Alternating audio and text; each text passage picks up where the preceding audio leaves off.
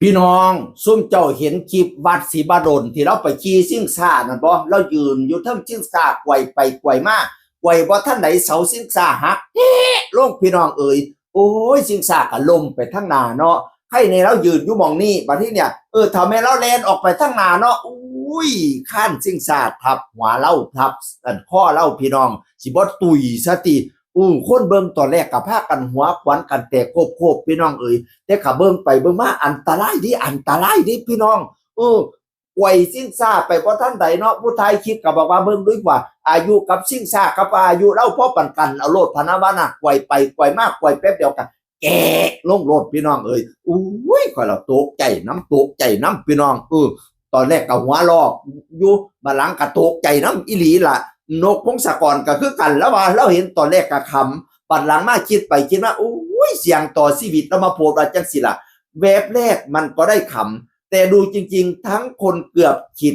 เพราะไม้เสาชิงช้าถ้าพี่วัดตกใจวิ่งออกมาคือไม่รอดปานะว่าเขาเราเลนออกมาทางหน้าเนาะเพราะว่าเสาอันไม่ชิงช้ามันล้มไปทางหน้าบัดนี้เนี่ยเรายืนตกใจแล้วเรายืนซื่อๆบัดนี้เนี่ยทำให้เราหลอนแลนไปน้ำชิงช้าเนาะ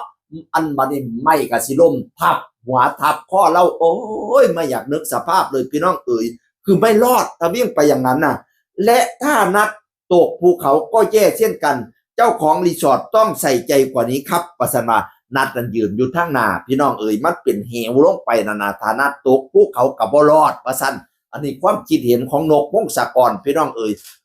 แต่คอยกับว่าอันตรายคือกันเด้เสาซิ่งซ่าน่ะป้าดหลอนเกะลงบัดเนี่ยไม่ซิ่งซ่าบ่แม่นไม่บักใหญ่แหมถ้ามันทับหัวคนพี่น้องเอ๋ยอุ้ยอันตรายอันตรายแล้วก็ฝากไปฮอดรีสอร์ทได้เด้อรีสอร์ทพินิจพิจารณาแหน่ว่าซั่นว่านั่นน่ะแล้วข้าเจ้าพากันไปเที่ยวเขาคอบรรดาพระเอกหมอลำหลายผู้หลายคนก็เห็นนัดสุรศักดิ์เห็นผู้ใดอีกล่ะเห็นอันนี่ล่ะบัดศิวดลแล้วผู้ลงคลิปนั่นโควิดวิรกิจพนาวานั่นน่ะอุ้ยเสียวเนาะพี่น้องจังสิล่ะเด้อผู้ใดไปขี่ซิ่งซากอะระวังอันตรายไม่มันถึกแดดถึกฝนมาโดนเติบเป็นว่าสิอันบักใหญ่ก็ตามสร้างมันพัวพี่น้องมันพัวหลายฟ้าลาปีมาจากหมอดจากแม่งไปเจาะมันแน่เนาะหรือว่ามันถึกน้ำฝนแล้วมันก็สิกลายเป็นขี้ควันดอกมันพัวกันบ่จากเนาะกวยไปบ่หันพอใดแม่เก้ลงนึงโอ้ยอีหนูตกสั่งอีนักตุกกีเด้อขวัญเอ้ยขวัญวัดศรีบดลเอ้ยเขากิ้งยาเหม็นสาบเขาคาบยาเหม็นกุยเด้อให้มาโยเฮียนเสาเกณฑ์มาโยแทนสะเนนเพียงมาโยเตียงไม่เกวมาฮอดเร็วจงอยู่สวัสดีว่ามาเยอะขวัญเอ้ย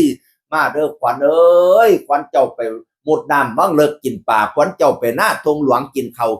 ผีให้เจ้าหากเจ้ามากผีให้เจ้าค่ายให้มาได้ทองเป้าเขาผีเพิ่นว่าเขาดินดากมากผีเพิ่นว่ามากดินแดงเก่งผีเบิ่นเปลือเก่งขี้งากินได้กับไวโซให้เจ้าโซขึ้นมาบ้านกินอาหารพ่อแม่เฮาแตงแกงเล็กกว่าหอมกลุ่มตัวงานมาเด้อขวัญเอ้ยมากินต้มไก่ผู้อกโตซ้ำนกยุงมากินต้มไก่ผู้สูงโตซ้ำหานมากินต้มไก่บ้านโตซ้ำหอค่ำพี่เด้อคำแพงอีพอข่อยเอ่ยเขากิ้งยาเหม็นสาบเขาคาบยาเหม็นกุยเสดอให้มา3 มื้อนี้วันนี้วันเจ้าไปปลูกผู้จนเป็นหากวันเจ้าไปปลูกหมากจนเป็นใบไปปลูกหัวสิงไข่จนเป็นนอวันเจ้าไปเลาะบ้านจนเลี้ยงวันเจ้าไปเลาะเมี่ยงจนลาไก่มา3 มื้อนี้วันนี้วันเจ้าบ่มามื้อนี้แดดเดือน3สิน้ำจีแดดเดือน4สิน้ำขาแดดเดือน5สิน้ำเผาเด้นี่มาเด้อขวัญเอ้ยขวัญวัดศรีบาดล